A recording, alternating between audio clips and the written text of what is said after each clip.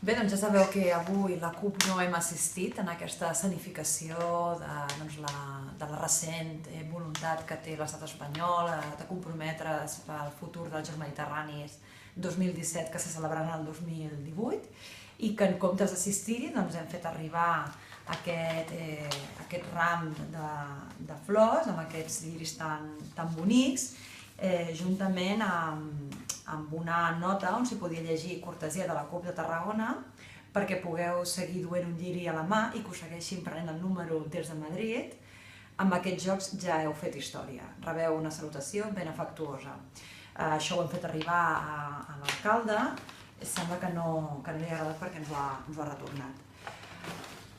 Com deia, nosaltres hem decidit no assistir en aquesta escenificació perquè pensem que no tenim absolutament res a agrair a Madrid. Recordem que en els seus compromisos que manté amb Tarragona o amb el Camp de Tarragona, Madrid sempre fa tard en el millor dels casos, que és quan els assumeix. Encara estem esperant els 8 milions d'euros promesos per la reforma del mercat central i encara estem esperant un finançament adient en matèria ferroviària, per posar només dos exemples.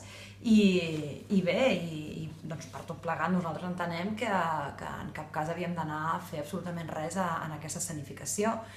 Li recordem al PSC que s'ha venut al Partit Popular per poder tirar endavant aquest projecte que ells consideren el seu projecte estrella i bé, entenem que és per això que continuem mantenint aquesta actitud absolutament servil, però no esperin el mateix de nosaltres.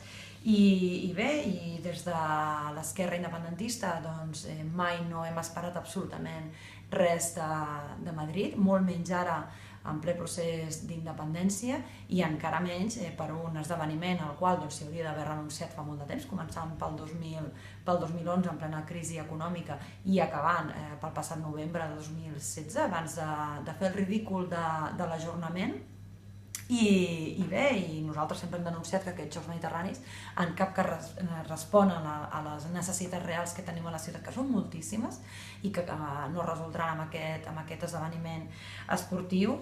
I per tant, als senyors i senyores de Madrid els diem que d'ells no esperem absolutament res, que no necessitem absolutament res, ni tan sols el permís per marxar d'Espanya, perquè no ens cal.